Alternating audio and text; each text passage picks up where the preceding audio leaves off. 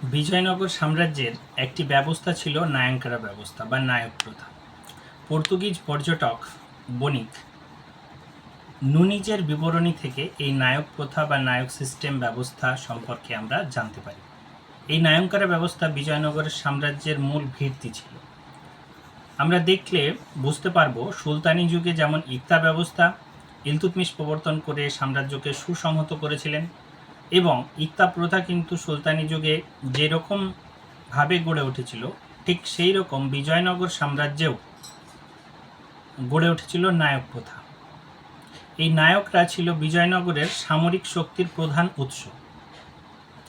স্থানীয় সমরনায়কগণ দক্ষিণ ভারতে পলিগার নামে পরিচিত ছিল। মূলত এরা ভূস্বামী সামন্ত অমর নায়কদের অধীনে কাজ করত।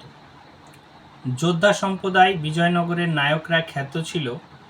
নির্দিষ্ট পরিমাণ রাজস্ব কেন্দ্রীয় কোষাগারে তারা প্রদান করত, 1/3 এবং বিজয়নগরের যে ভূমি জায়গির হিসেবে তারা পেত, তাকে অমরম বলা হতো। রাজার প্রয়োজনে অমরনায়করা রাজাকে ঘোড়া, হাতি, সৈন্য, যুদ্ধাস্ত্র, রসদ, অর্থ দিয়ে সাহায্য করত। নায়ংকারা প্রথা ছিল সুলতানি যুগের ইকতা প্রথার অনুরূপ, যেটি মুঘল যুগে জায়গিরদারি বা ইজারাদারি ব্যবস্থার সঙ্গেও সম্পর্কযুক্ত।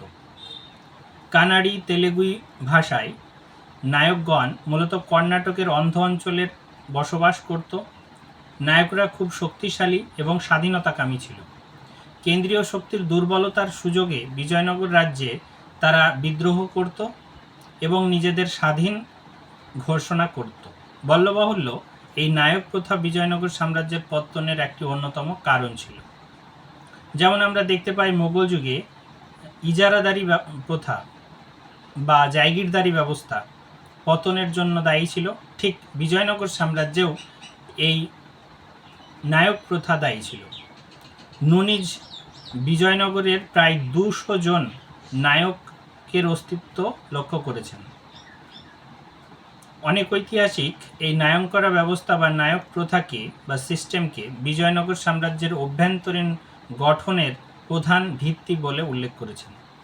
সুতরাং আমরা বলতেই পারি বিজয়নগরের যে নায়ংকারা ব্যবস্থা ছিল সেটি বিজয়নগরের সাম্রাজ্যের ভিতকে শক্ত করে রেখেছিল, যেমন সুলতানি যুগের ইকতা ব্যবস্থার অনুরূপ।